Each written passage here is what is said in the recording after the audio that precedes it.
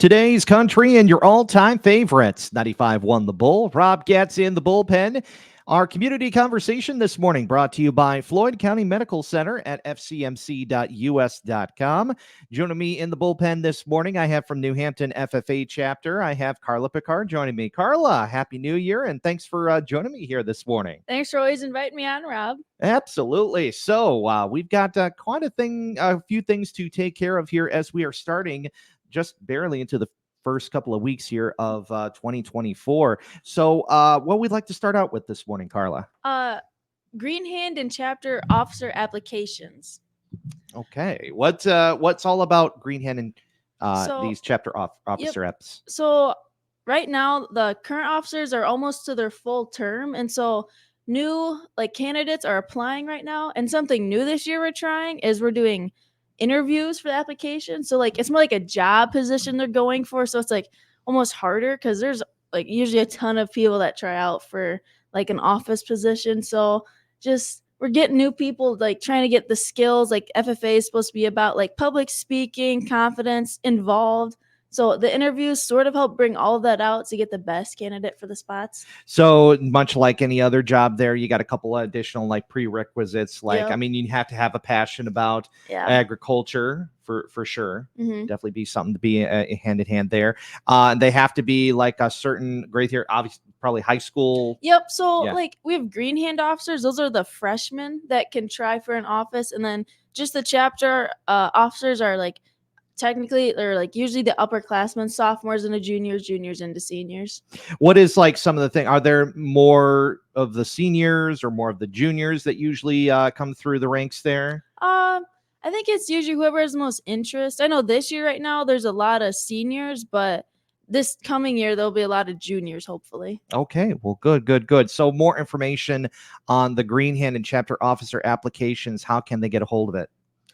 They are currently out right now. The application itself was due yesterday. So they have their first interviews today. But more information on who's on the ballot will come at our next meeting in February. Hopefully that'll be posted on our Facebook and Instagram page.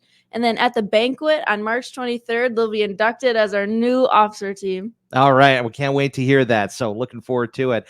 Karla Pickar is our guest here this morning on the Morning Roundup 95.1 The Bull, talking about things happening here with New Hampton FFA Chapter. Another thing to also keep in mind, another part of apps that you have going about as well. Let's talk about that. Yeah. So Iowa Degrees and Proficiency Award applications. So those are the Iowa degree is the highest degree an FFA member in Iowa can get besides their American degree. I think it's less than 5% of all FFA members get this degree. And so applying for the Iowa degree this year is Tori Bierman, Marshall Zion, Grace Malloy, Ethan Praska, Maddie Schaffenbuhl, Madeline Van Way, Logan Zion, and myself, Karla Pickar. Awesome. Well, I hope you guys, reach one of those towards the end there. I mean, we've had you guys on many times here over the past year here, and definitely pulling for you guys there. Obviously with this highest degree, there's probably a very high standard that you guys have to go through. Do you guys have to write a big essay, or what entails there with that Iowa degree? So right now we're filling out our applications for it. It's 18 pages. Really? All of it's you gotta write about your SAE and write about this, and it's I already wrote about this. You could definitely have to rack your brain and probably drink a lot of caffeine and get you through the night and try and get this all signed up, ready to go. Wow. Yeah, it's a long process. So they probably go through, like you said, the thematic elements of agriculture there, and they basically just want you write till you can't think of it anymore. Yep. Pretty much. Oh my goodness. That reminds me of my creative writing class back in college. Keep writing till you run out of ideas. Yeah. All right. Well, best of luck with you guys there on the Iowa Degree and Proficiency applications there. And if some people in the future want to take a look into that, where would they go to sign up for this application? Yeah, so our advisor Rachel Baller has the most information on it. You can always look on Facebook, or not Facebook, Google of the application, but you're really in the dark unless you ask her what should I put down? Because like I don't know what any of this means. Sometimes you just have to rely on your fellow faculty and teachers just to Yeah. kind of point you in the right direction. Yeah. So moving right along into another thing, we're just about I think about a month and change from National FFA Week. And I'm sure you guys have a lot of plans that will be going into for FFA Week. Want to talk about that? Yeah. So on February 17th, the National FFA Week begins. We'll be having dress up days, games, and agriculture fun facts for each day. And then one big community service project we're hoping to do are Meals from the Heartland. It'll be held on Thursday, February 22nd, and it will be combined with the Turkey Valley FFA chapter.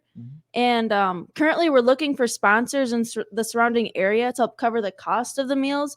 I believe it's 15 cents a meal. We're hoping to do 100,000 meals, and it'll be distributed across Iowa or across the nation. And since we're doing like one of the biggest meal packagings this Meals of the Heartland has ever done, we're hoping to get it across the world.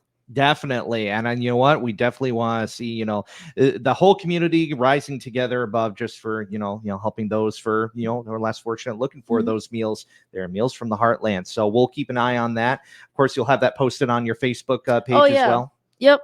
And if you do want to donate, just contact our advisor, Rachel Baller, through our Facebook page or Instagram, or just stop by the school. All right. Very good. Our guest here today, Karla Pickar, joining us here from New Hampton FFA Chapter on 95.1 The Bull. One more point of reference here is LDE events. You want to elaborate on that? Yeah. So LDE is Leadership Development Events through the FFA. So it's like job interview, radio broadcasting, egg sales, just like it's more of speaking events rather than judging events. And we have sub-districts on Monday, February 19th in Cresco High School. So if you get top 2 in your category, you move on to districts, which is Saturday, March 9th at Wakan. And if you make in the top 2, you get to go to state. Very cool. Very cool. So as you mentioned, one of them is like radio broadcast. Hey, there's something to shoot the stars for with our little radio station in Northeast Iowa. So Karla, more information on any of the topics we've covered there, or just maybe some general questions, information from you guys. How can we reach out to you? Oh, definitely the Facebook page. And then Miss Baller's email is usually on there. And just email her. She's usually pretty good at getting back to people. Absolutely. And on behalf of Rachel there and you, Karla, we do appreciate you guys coming in here every couple of weeks, talking about what's happening with FFA. And of course, getting excited about next month with FFA Week. We're looking forward to all the good stuff that's coming here in 2024. Yeah, I'm excited. All right, Karla. Well, thanks a lot for joining me here this morning. Thanks for having me. You bet. Karla Pickar joining us here on the Morning Roundup, our community conversation brought to you by Floyd County Medical Center on 95.1 The Bull.